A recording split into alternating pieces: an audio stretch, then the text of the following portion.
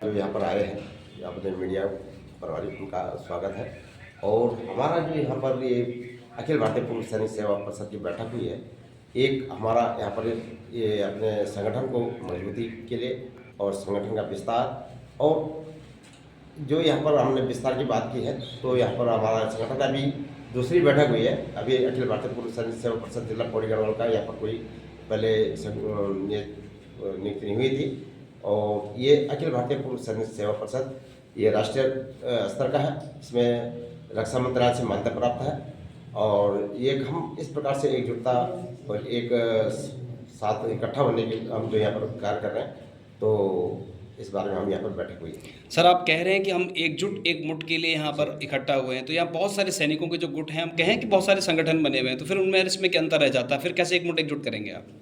अंतर कुछ नहीं है। जब जो भी जहाँ पर काम कर रहे हैं वो अपने, जैसे हमारे अब बटालियन अलग अलग रेजिमेंट हैं, सब अपने संगठन उनके, वो अपने संगठन के अपने प्रसार करते रहते हैं और अपना काम करते रहते हैं। जो अब लेकिन जो सैनिक जहाँ भी काम कर रहे हैं अपने समाज सेवा के लिए कर रहे हैं और राष्ट्र के लिए काम कर रहे हैं। तो किस प्रकार के कार्य जो है ये जो अखिल भारतीय पूर्व सैनिक सेवा परिषद जो करता है और सैनिकों को किस प्रकार की राहत देता है? ये इस प्रकार से कि ये तो सबसे पहले हम अब जो पूर्व सैनिकों की पेंशन संबंधित विसंगतियाँ हैं उनके बारे में काम करते हैं। दूसरा हमारा है जो वीर नारियाँ हैं, जो शहीदों के वीर नारियाँ हैं, उनके जो विसंगतियाँ हैं, कुछ उन पर कुछ दुख दर्द है, उनके पास हम जाते हैं और उनके लिए हम कुछ काम करते हैं। और दूसरा हमारा ये संगठन समाज के लिए, हित के लिए काम करते हैं और राष्ट्र के लिए काम करते हैं।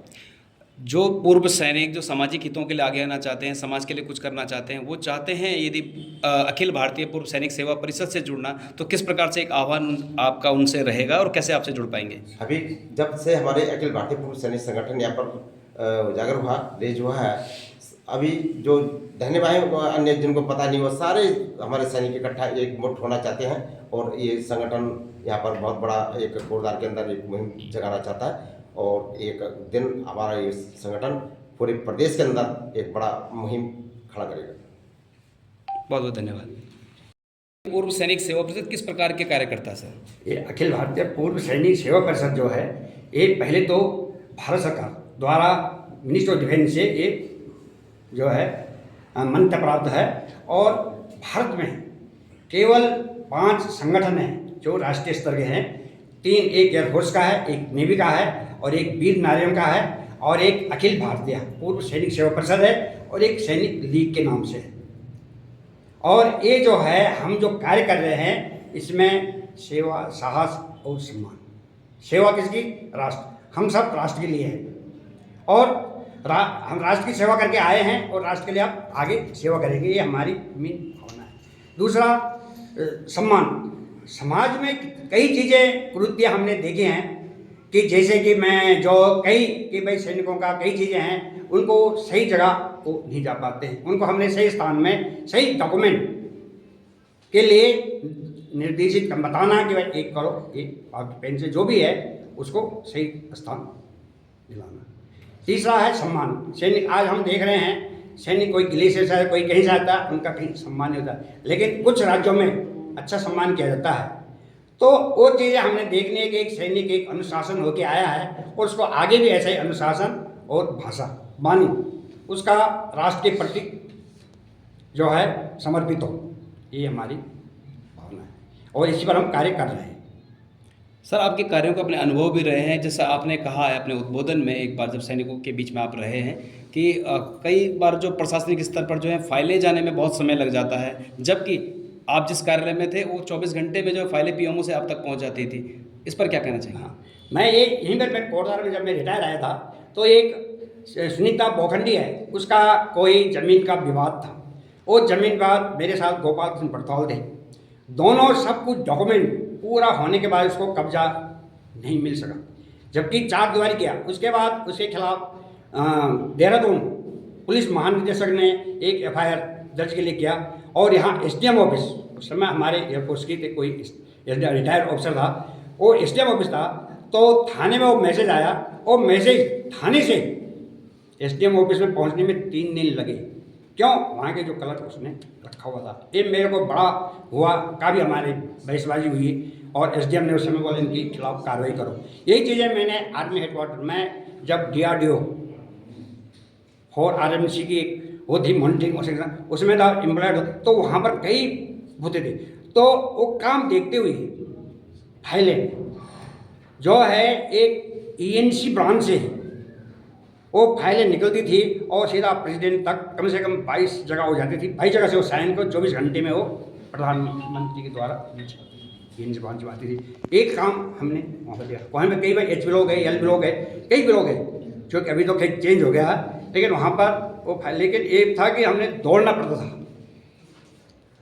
उस ऑफिस में, उस ऑफिसर को पकड़ना पड़ता था। साहब फाइल जो इस प्रकार की जो समस्याओं से पीड़ित हो जाते हैं पूर्व सैनिक या वीर नारियाँ, चाहे वो प्रशासनिक स्तर पर हो, इस स्तर पर हो, तो किस प्रकार से जो आपका जो ये परिषद जो है पूर्व सैनिक सेवा परिषद उनके साथ खड़ा रहेगा? इनके लिए आजकल भारत सरकार के पास बहुत कानून है, RTI है, सूचना का अधिकार जो है, सूचना का अधिकार है। और ये जैसे कई मतलब ऐसे वो हैं, उनके आधार पर हम इन जो उन सैनिकों का कर सकते हैं। इसमें थोड़ा ये जोड़िए आपको, सॉरी, हाँ आपने ये तो और इसमें हम और चाहते हैं कि हम सभी पूर्व सैनिकों को एक मंच बनाएं, एक जगह लाएं, इस संगठन से जोड़ें और उनकी हम एक आवाज़ बन गए। क्यों?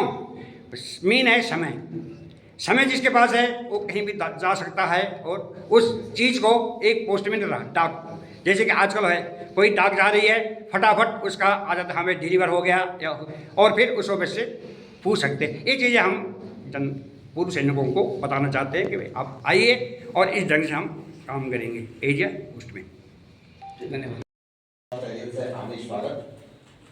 आप इतनी संख्या में अपना अमूल्य समय देकर उपस्थित हुए हैं, उसके लिए समस्त परिषद आपका आभार और धन्यवाद प्रकट करता है। सर्वप्रथम मैं आप सबकी जानकारी के लिए इस संगठन के बारे में सूक्ष्म रूप से बताना चाहता हूँ। अखिल भारतीय पूर्व सैनिक सेवा परिषद भारत के रक्षा मंत्रालय से रजिस्टर्ड मान्यता प्राप्त है। क्या आपको उनकी जानकारी प्राप्त? ये संगठन मतलब हम लोगों ने अपने उसमें कई संगठन खोल लेते हैं, ठीक है, जो भी काम कर रहे हैं, कोई भी संगठन कर रहा है, देश के लिए, समाज के लिए काम कर रहे हैं, वो भी अच्छी बात है। लेकिन जो हमारे संगठन है, परिषद है, ये आपको मालूम से रक्षा मंत्रालय से मान्यता प्राप्त है, रजिस्टर्ड अखिल भारतीय पूर्व सैनिक परिषद पूर्व सैनिकों का एक पंजीकृत गैर सरकारी संगठन है, जो कि राष्ट्र हित, समाज सेवा और पूर्व सैनिकों के व उनके परिवारों के कल्याण के लिए समर्पित है। यह पूरे भारत में सक्रिय है। ये संगठन जो पूरे देश के अंदर सक्रिय है, इसमें कि यही कोरदा के अंदर होगा। ये इसका मुख्यालय, संगठन का मुख्यालय है पटेल नगर पश्चिम नई दिल्ली में स्थित है, जिसका प्रेसिडेंट जो अध्यक्ष मुख्य है वो लेफ्टिनेंट जनरल VK चतुर्वेदी साहब है, और उनके साथ हमारा बहुत बड़ा समूह है, जो उनके वाइस प्रेसिडेंट वगैरह जो भी अन्य सचिव वगैरह जो भी होते हैं, तो ये बहुत बड़ा वो है। उनके संरक्षक आपको मालूम होना चाहिए, इनके संरक्षक पूर्व उप राष्ट्रपति रामनाथ कोविंद जी उसके संरक्षक भी है, और पूर्व जो हमारे जज हैं उनमें 2-3 जो जज हैं उनके नाम में नहीं लिखा लंबा चौड़ा करने के लिए, तो उसमें भी वो संरक्षक है। और ये रक्षा मंत्री हमारे राजनाथ सिंह जी कभी उनकी बैठकों में अपने आप उनको संगठन में बोलते हैं। तो ये रजिस्टर्ड और रक्षा मंत्रालय से मान्यता प्राप्त संगठन। अच्छा, उद्देश्य है पूर्व सैनिकों के पेंशन संबंधी मुद्दों और उनके परिवारों की सहायता करना, विशेषकर शहीदों के परिवार के हित के लिए काम करना है।